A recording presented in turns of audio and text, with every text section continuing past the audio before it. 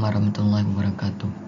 Ana Muhammad Fahri Al-Farazi dari kelas 843 ingin mempresentasikan materi IPA tentang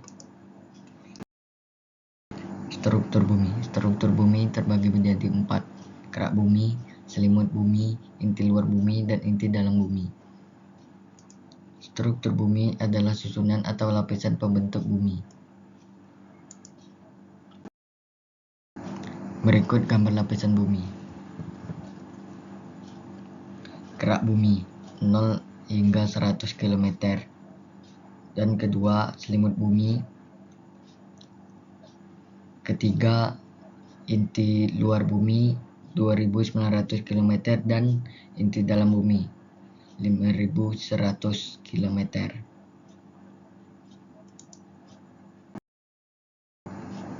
Kerak bumi. Kerak bumi merupakan lapisan paling atas dan paling luar dari struktur bumi. Kerak bumi terdiri dari tanah dan batuan dan membentuk lapisan litosfer. Kerak bumi terdiri dari dua macam. Satu, kerak samudera di bawah lautan, memiliki ketebalan sekitar 5-10 km dan penyusun utamanya batuan basal. Dua, kerak benua di bawah tanah, memiliki ketebalan sekitar 20-70 km dan penyusun utamanya batuan granit. Selimut bumi atau mantel. Selimut bumi merupakan lapisan yang menyelubungi inti bumi dan bagian terbesar dari bumi, yaitu sekitar 83,2% dari volume bumi. Ketebalan mantel sekitar 2.900 km. Suhu mantel berkisar 1.400 sampai 3.000 derajat Kelvin. Lapisan bagian atas mantel merupakan lapisan litosfer, sedangkan di bawahnya merupakan lapisan astenosfer. Sebagian besar selimut bumi ini merupakan lapisan astenosfer. Pada lapisan ini tempat terjadinya pergerakan lempeng yang disebabkan oleh gaya konveksi atau energi dari panas bumi. Inti luar bumi. Lapisan bumi ini merupakan lapisan cair dengan ketebalan sekitar 2.266 km yang terdiri dari besi dan nikel. Suhu inti luar berkisar dari 4.300 sampai 5.000 derajat Kelvin. Inti dalam bumi. Inti dalam merupakan lapisan bumi yang paling dalam yang berbentuk bola padat. Lapisan ini merupakan lapisan terpanas dari bumi dengan suhu 5.500 derajat Kelvin pada kedalaman 5.150 sampai 6.370 km. Lapisan ini dipercaya tersusun atas besi dan nikel, disertai juga belerang, karbon, oksigen, silikon, dan kalium dalam persentase kecil. Dua macam tenaga yang menyebabkan perubahan permukaan tanah. 1. Tenaga endogen, tenaga yang berasal dari bumi. 2. Tenaga eksogen, tenaga yang berasal dari luar bumi. Tenaga endogen atau tenaga yang berasal dari dalam bumi terbagi menjadi 3. 1. Tektonisme atau pergerakan lapisan bumi yang menyebabkan permukaan bumi retak ataupun tidak rata. 2. Vulkanisme atau aktivitas magma yang berasal dari gunung berapi. 3. Seisme, pergerakan permukaan bumi yang menyebabkan getaran atau gempa.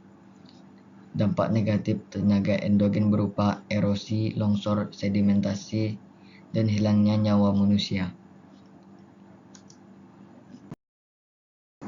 Tektonisme. Pergerakan ini dapat berupa patahan, lipatan, pergeseran maupun pengangkatan. Patahan dan lipatan dapat membentuk lembah, lereng, permukaan curam, dan sebagainya. Pengangkatan menyebabkan permukaan bumi tidak rata seperti dengan terbentuknya pegunungan dan bukit-bukit.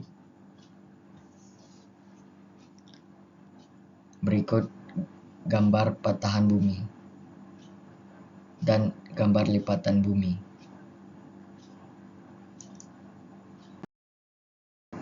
Vulkanisme. Aktivitas magma gunung berapi terbagi menjadi dua macam, yaitu 1. Intrusi magma atau gerakan magma di bawah permukaan tanah. Gerakan ini cenderung tidak menimbulkan kerugian atau merusak lingkungan sekitar. 2. Ekstrusi magma atau gerakan magma menuju dan muncul ke permukaan bumi. Hasil dari ekstrusi berupa gas vulkanik yang berbahaya bagi manusia, lava atau pasir dan batuan panas, lahar, lava yang bercampur dengan material lainnya, hujan abu, serta awan panas. Contoh ekstrusi letusan gunung api. Seisme. Faktor penyebabnya dapat berupa tektonisme maupun vulkanisme. Contohnya gempa yang menyebabkan jalan retak dan gempa tsunami di Aceh. Tenaga eksogen atau tenaga yang berasal dari luar bumi terbagi menjadi 4. 1. Pelapukan. Proses penghancuran massa batuan menjadi massa tanah. 2. Erosi. Proses pengikisan tanah karena air ataupun angin. 3. Sedimentasi. Peristiwa mengendapnya material tanah ataupun batuan yang dibawa oleh angin atau air. 4. Pergerakan massa tanah. Pengangkutan massa tanah menuruni lereng karena adanya pengaruh gravitasi.